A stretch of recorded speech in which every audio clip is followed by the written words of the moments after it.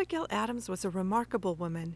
In her day, educational opportunities were reserved for the men, but she didn't let that stop her. She had a thirst for learning and was determined to educate herself by reading a multitude of books in poetry, drama, history, theology, and political theory. She even taught herself to speak and read French. This enlightened and well-educated woman was the wife of one U.S. president and mother to another.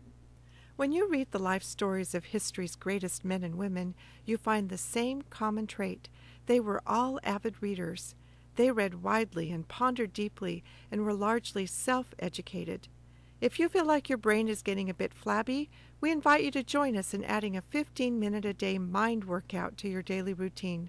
The way you build mind muscles is by stretching to grasp ideas that seem over your head. Ideas that are likely buried in rich vocabulary and complex sentence structure, the stuff many of us avoided in school. To do this 15-minute-a-day mind workout, we're using the Harvard Classics. The Harvard Classics was put together by Dr. Charles Eliot just over 100 years ago. He was one of our nation's most respected scholars and had served as Harvard's president for over 40 years. He claimed the average American could achieve a well-rounded, university-level education even if they could only spare just 15 minutes a day. To accomplish this, he created a portable university of books that could fit on a 5-foot shelf, which became the Harvard Classics and was marketed for use in homes across America. Within its pages are the makers of civilization and the shapers of history. These were not his choice of the best books ever written, but rather he selected writings to provide us with a stream of thought through which civilization has progressed from ancient days to modern. He makes it possible for us to join in the conversation. As Dr. Eliot put it, this great company of the wisest, the wittiest, the most interesting minds of all ages in every land will afford you entertainment in endless variety, inspiration and stimulation of mind, a million miles from humdrum experience. Dr. Eliot assures us that before long we will no longer settle for nibbling, and we may even gain some fresh viewpoints along the way on solving today's problems. To help us get our feet wet, he created a year-long reading guide. Each day we'll get to sample a short selection from a variety of writers and thinkers. Although he claimed each daily selection can be read in just 15 minutes, our experience is that most of us have gone soft. So we propose that we focus, literally, on spending just 15 minutes a day. If you only make it through the first paragraph, say hooray for the day and move on.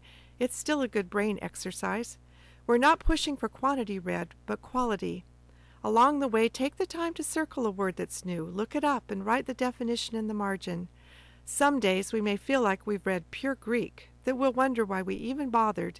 Other days we may find ourselves mulling over a single idea we've come across, or we'll read something that sends us on a search to learn more. The important thing is to enjoy the journey.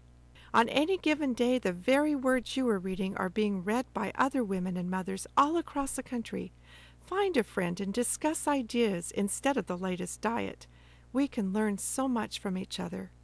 You can get started today by going to today's reading right here in the 15-minute-a-day workout section.